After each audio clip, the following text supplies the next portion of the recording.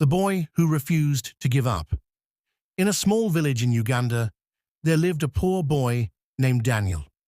Daniel never knew his mother or father. The only person who raised him was his old grandmother, Mama Grace. Their small mud house leaked whenever rain fell. Some nights they slept hungry, sharing one small blanket while cold wind entered through broken walls. But Mama Grace always told him, "My son, poverty is not the end of your story." Daniel believed her. Every morning he walked many kilometers to school without shoes. Sometimes he was chased away because he had not paid school fees. While other children laughed and played, Daniel worried about survival.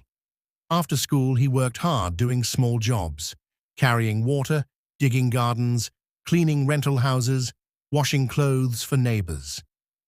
Still, life remained difficult. When Daniel finally moved to a small rented room near town, things became worse. Friends he trusted stole his clothes, his small savings, and even his phone. That pain changed him. At the same time, relationships also failed him. Girls ignored him because he was poor. Some laughed at his dreams. One night Daniel sat outside his tiny room under the darkness and whispered, "One day, my story will change." With no opportunities in the village, he traveled to the central city of Kampala. The city was hard, very hard. He slept in unfinished buildings, sometimes at taxi parks, sometimes hungry for days. To survive, Daniel entered dangerous street hustles, fighting for money and quick opportunities.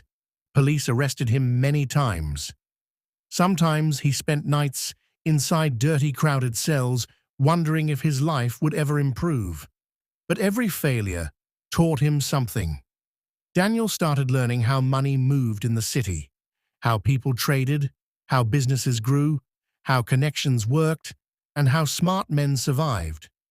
Little by little, he changed his mindset. He stopped fighting on the streets and started fighting for his future. He began small, selling products, connecting buyers and sellers, learning business, saving every coin. Years passed. The same boy who once slept hungry became respected in the city. His business grew bigger and bigger. Soon he had workers under him. People started calling him Boss Daniel. He bought land, rental houses, shops, and expensive cars people once thought he would never touch. The village that once pitied him now celebrated him. But the thing Daniel loved most was not the money, it was peace. Years later, he married a beautiful, humble woman who loved him for who he was, not for what he owned. Then God blessed them with a son. The day Daniel carried his child for the first time, tears filled his eyes, because the boy who grew up without parents had finally built the family he never had. And every time he visited his grandmother, he remembered her words, "Poverty is not the end of your story." And she was right.